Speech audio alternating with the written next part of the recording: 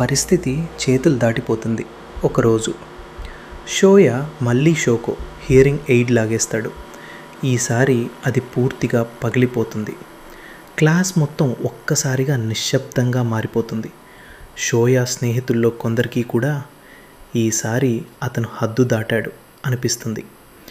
కొద్ది రోజుల తర్వాత షోకో తల్లి స్కూల్కి వస్తుంది. ఇప్పటికే ఎన్నో హియరింగ్ ఎయిడ్స్ పాడయ్యాయి. వాటిని మళ్ళీ కొనడం వల్ల చాలా డబ్బు ఖర్చయింది. ఆమె కోపంగా టీచర్ని అడుగుతుంది, నా కూతుర్ని ఎవరు ఇలా వేధిస్తున్నారు? టీచర్లు విచారణ ప్రారంభిస్తారు. క్లాస్లో జరిగిందంతా అందరికీ తెలుసు. షోకోను ఎక్కువగా వేధించింది షోయానే. కానీ టీచర్ నిజం చెప్పమని అడిగినప్పుడు ఊహించని విషయం జరుగుతుంది. ఇప్పటి వరకు షోయాతో కలిసి నవ్విన వాళ్ళు, అతన్ని ప్రోత్సహించిన వాళ్ళు, చూస్తూ కూడా ఏమీ మాట్లాడని వాళ్ళు అందరూ ఒక్కసారిగా తమ తప్పు దాచుకుని అదంతా షోయా చేశాడు, మాకు ఏ సంబంధం లేదు అని చెప్పేస్తారు. షోయా ఒక్కసారిగా షాక్కు గురవుతాడు. నిన్నటి వరకు తనతో తిరిగిన స్నేహితులే ఇప్పుడు అతన్ని ఒంటరిగా వదిలేస్తారు.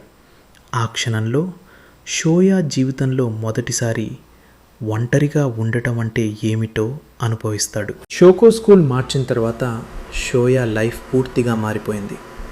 ఇప్పటి వరకు తనతో కలిసి నవ్విన క్లాస్మేట్స్ ఒక్కసారిగా అతన్ని దూరం పెట్టడం ప్రారంభించారు. అంతా షోయా వల్లే జరిగింది అని అందరూ అతనిపైనే బ్లేమ్ వేశారు. నిజానికి చాలామంది షోకోను బుల్లీ చేశారు, కానీ ఎవరు తమ తప్పు ఒప్పుకోలేదు. ఇప్పుడు షోయానే కొత్త టార్గెట్ అయ్యాడు. ఎవరు అతనితో మాట్లాడరు. లంచ్ టైం వచ్చినా అతను ఒంటరిగానే కూర్చుంటాడు. ఎవరైనా అతని పక్కన కూర్చోవాలన్నా మిగతా వాళ్ళు ఆపేస్తారు. వెనకాల కుసగుసలు, ఎగతాళి, నవ్వులు ఇవి అన్నీ ఇప్పుడు షోయా జీవితంలో భాగమయ్యాయి. ఒకప్పుడు షోకో అనుభవించిన బాధనే ఇప్పుడు షోయా అనుభవిస్తున్నాడు. అప్పుడే అతనికి ఒక విషయం అర్థమైంది. నేనామెకి ఎంత బాధ కలిగించానో. కొన్ని రోజుల తర్వాత షోకో తన మదర్తో కలిసి మరో స్కూల్కి వెళ్ళిపోతుంది. వెళ్ళే ముందు అందరికీ చిన్నగా స్మైల్ ఇస్తుంది. ఎవరినీ ద్వేషించదు, ఎవరినీ నిందించదు. నిశ్శబ్దంగా అక్కడి నుంచి వెళ్ళిపోతుంది. షోయా మాత్రం ఆమె వెళ్తున్న దారినే చూస్తూ నిలబడిపోతాడు. ఒక్కసారైనా సారీ చెప్పాల్సింది అని అనిపించినా అప్పటికే చాలా ఆలస్యమైపోయింది. కొన్ని సంవత్సరాలు గడిచాయి. ఇప్పుడు షోయా హై స్కూల్ స్టూడెంట్. కానీ బయటకు మాత్రమే పెద్దవాడయ్యాడు. మనసులో మాత్రం చిన్నప్పటి తప్పు ప్రతిరోజు అతన్ని వెంటాడుతూనే ఉంది. అతను అందరితో మాట్లాడటం మానేశాడు. కొత్త ఫ్రెండ్స్ చేసుకోవటానికి కూడా ప్రయత్నించలేదు. ఎవరైనా తన వైపు చూస్తే వెంటనే తలదించుకునేవాడు. అతని మనసులో ప్రతి మనిషి ముఖంపై పెద్ద ఎక్స్ గుర్తు కనిపించేది.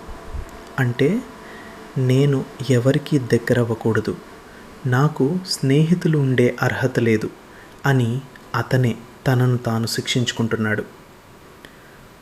ఒకరోజు షోయా ఇంట్లో పాత వస్తువులు సర్దుతుండగా షోకో ఉపయోగించిన కమ్యూనికేషన్ నోట్బుక్ కనిపిస్తుంది. ఆ నోట్బుక్ తెరిచి ఒక్కో పేజీ చదవడం ప్రారంభిస్తాడు. అందులో, మనం ఫ్రెండ్స్ అవుదాం, ఈరోజు నాకు చాలా హ్యాపీగా ఉంది, థ్యాంక్ యూ అని షోకో రాసిన చిన్న మాటలు కనిపిస్తాయి. ఆ మాటలు చదువుతుంటే షోయా కళ్ళల్లో నీళ్లు తిరుగుతాయి. ఇంత బాధ పెట్టినా ఆమె ఒక్కసారి కూడా నన్ను ద్వేషించలేదు అని అనుకుంటాడు. అప్పుడే అతను ఒక డిసిషన్ తీసుకుంటాడు. ఎలాగైనా షోకోను వెతికి నా తప్పుకు మనస్ఫూర్తిగా సారీ చెప్పాలి. చాలా రోజుల పాటు వెతికిన తర్వాత చివరకు ఒక సైన్ లాంగ్వేజ్ సెంటర్లో షోకోను చూస్తాడు. ఆమెను చూసిన క్షణంలో షోయా గుండె వేగంగా కొట్టుకోవడం ప్రారంభిస్తుంది. చేతులు వణుకుతాయి. నెమ్మదిగా ఆమె దగ్గరకు నడుస్తాడు. షోకో వెనక్కి తిరిగి చూస్తుంది. ఒక్క చూపులోనే అతన్ని గుర్తుపడుతుంది. కొన్ని క్షణాలు ఇద్దరి మధ్య పూర్తి సైలెన్స్. షోయా తల వంచి లోతుగా నమస్కరిస్తూ ఒక్క మాట చెప్తాడు, ఐఎమ్ సారీ. ఆ 2 మాటల్లో ఏళ్ల తరబడి మోసుకొచ్చిన పశ్చాత్తాపం దాగి ఉంటుంది. షోయా కోప్పడుతుందని అనుకున్నాడు, కానీ షోకో మెల్లగా స్మైల్ చేస్తుంది.